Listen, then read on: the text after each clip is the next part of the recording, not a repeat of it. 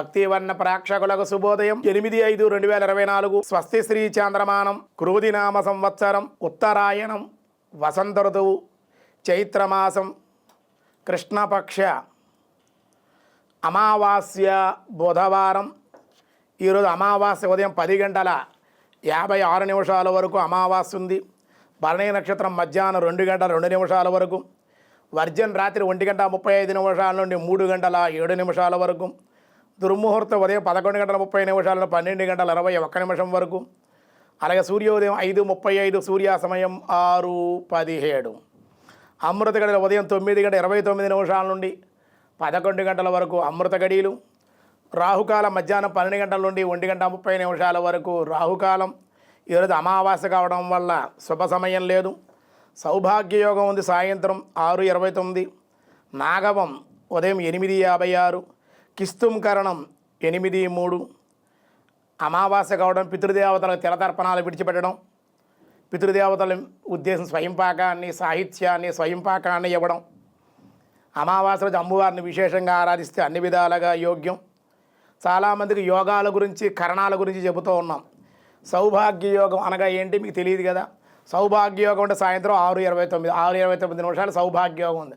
ఆ సమయంలో నోములు, మొత్తైదులు, తాంబూలాలు, ఎవరికైనా కుంకుమ బొట్టు పెట్టడం కానీ, బొట్టు పెట్టించుకోవడం కానీ, చాలా మంచి పనులు చేయడానికి ఉపయోగపడేటువంటి యోగం అంటే సౌభాగ్యయోగం. ఇలాంటి యోగాల గురించి కూడా మధ్య మధ్యలో చెప్పడం జరుగుతూ ఉంటుంది.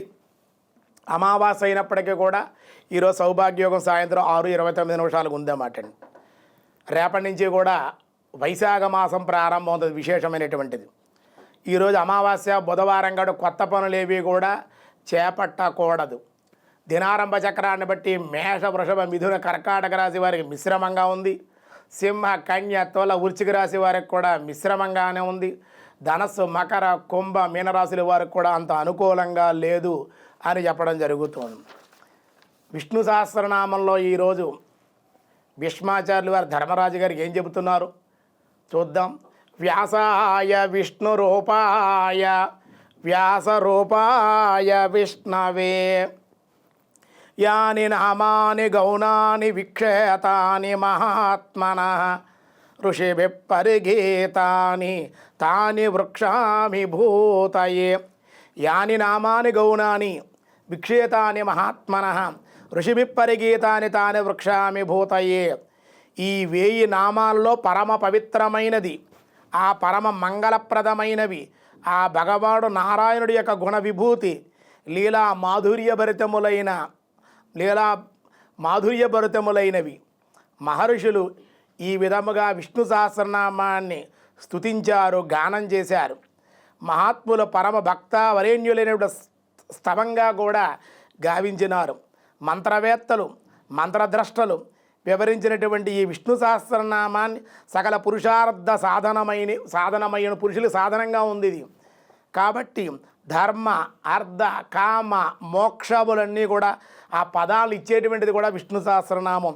ఇటు సుప్రసిద్ధమైన, సుమనోహరమైన, సుందర నామ సహస్రము విష్ణు సహస్రనామం నీకు వినిపించుతున్నాను, శ్రద్ధగా ఆలకించవయ్యా యుధిష్ఠిర అంటే ధర్మరాజా అని భీష్ముని వారు చెబుతూ ఉన్నారు. ఈ విష్ణు సహస్రనామ మహామంత్రమునకు వేదవ్యాస మునీంద్రు వారు ఋషి అయి ఉన్నాడు. అనుష్ఠుప్ ఛందస్సుగా ఉన్నది. మంత్ర అధిష్టాన దైవమైన దేవకీనద పరమాత్మ శ్రీమన్నారాయణమూర్తే దీనికి అధిష్టాన దేవత. అమృతాం సుద్భవో భాను అను నామాన్ని బీజమై ఉన్నది. దేవకీనందన సృష్ట అను నామం ఈ విష్ణు సహస్రనామానికి శక్తి అయి ఉన్నది. అంతేకాదయ్యా, ఉద్భవ క్షోభనో దేవ అను నామము పరమ పవిత్రమై ఉన్నది. శంఖపుర్నందకీ చక్రి అనునది కీలకమై ఉన్నది. శారంగధన్వ గదాధర అనునది అస్త్రమై ఉన్నది విష్ణు సహస్రనామానికి. అంతేకాదు రథాంగపాణి రక్షోభ్య అనే నామం ఈ విష్ణు సహస్రనామానికి నేత్రములై ఉన్నవి అని. త్రిసామ సామేతి కవచం అనునది కవచమై ఉన్నది విష్ణు సహస్రనామానికి. ఆనందం పరబ్రహ్మ అనునది యోని అయి ఉన్నది విష్ణు సహస్రనామానికి. ఋతుసుదర్శన కాల అనునది ఈ విష్ణు సహస్ర దిగ్బంధమై ఉన్నది. ఈ రీతిగా భావించి దిగ్బంధనము గావించి ఈ విశ్వరూపమగు ధ్యానమునర్చి శ్రీమన్నారాయణ ఆ శ్రీమహావిష్ణు ప్రీతి కొరకు సహస్రనామ జపపారాయణ గావించుచున్నాను అని ఇందులో అంతరార్థం. అనుష్టుప్పు ఛందస్సు ఇవన్నీ ఎలా ఉన్నాయి ఏమిటి అనే వివరాలన్నీ కూడా దాని ఇప్పుడు ఏదైనా ఒకటి చెప్పామంటే దాని ఆ శ్లోకం ఏమిటి, దాని అర్థం ఏమిటి, దాని ఎలా ఉంది ఏమిటి చెప్పాలి. కాబట్టి భీష్మాచార్యులు వారు ధర్మరాజు గారు చెప్తూ ధర్మరాజు గారిని ఉపాధిగా పెట్టి లోకాలకి వచ్చేది కలియుగం కాబట్టి మానవులు మనోవాంఛ సిద్ధి పొందడానికి. అంతేకాదు విష్ణు సహస్రం శక్తి ఏమిటి, ధర్మ అర్థ కామ మోక్షం కూడా ఇస్తుంది. అర్థం కోసం చేస్తాడా డబ్బులు ఇస్తుంది, కామం కోసం కోరికల కోసం చేస్తాడా కోరికలు వస్తాయి, మోక్షం కోసం ప్రయత్నం చేస్తాడా వాడికి మోక్షం కూడా ఆధ్యాత్మిక చింతనాశక్తి కలుగుతుంది.